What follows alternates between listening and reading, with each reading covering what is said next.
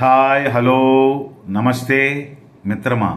వేసుకునే బట్టల విషయంలోనూ, తీసుకునే వెహికల్ విషయంలోనూ ఆలోచన మార్చుకోవచ్చేమో కానీ జీవితం విషయంలో, జీవిత భాగస్వామి విషయంలో అది సరికాదు. జీవితం అంటే మనం అనుకున్న మాదిరి అవదు. కొన్ని విషయాలలో రాజీ తప్పదు.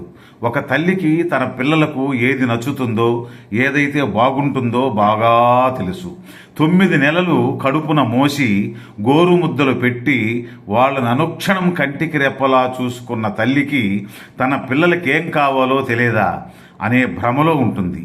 చూడు మిత్రమా, నీళ్లు చల్లగా ఉన్నా వేడిగా ఉన్నా ఒకేలా ఉంటాయి. కానీ చెయ్యి పెడితే కానీ తెలియదు అవి వేడిగా ఉంటాయో చల్లగా ఉంటాయో అనేది. మనుషులు కూడా అంతే. ఎప్పుడు ఒకేలా కనిపిస్తున్నారు కదా అని మనస్తత్వాలు, వ్యక్తిత్వాలు ఒకేలా ఉంటాయనుకోవడం చాలా పొరపాటు. మనస్తత్వాలు, మనోభావాలు మారచ్చు.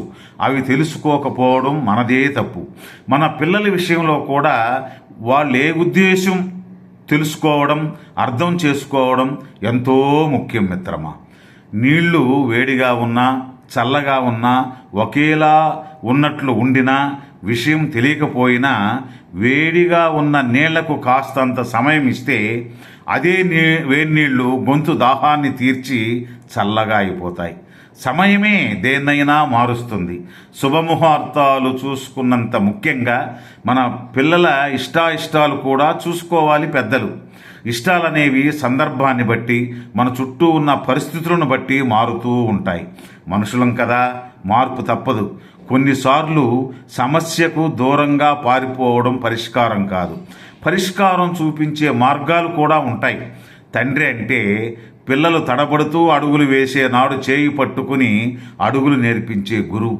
అలాంటిది భవిష్యత్తు అంటూ తెలియని చీకటి దారుల్లో తప్పటడుగులు వేస్తుంటే వదిలివేస్తాడా?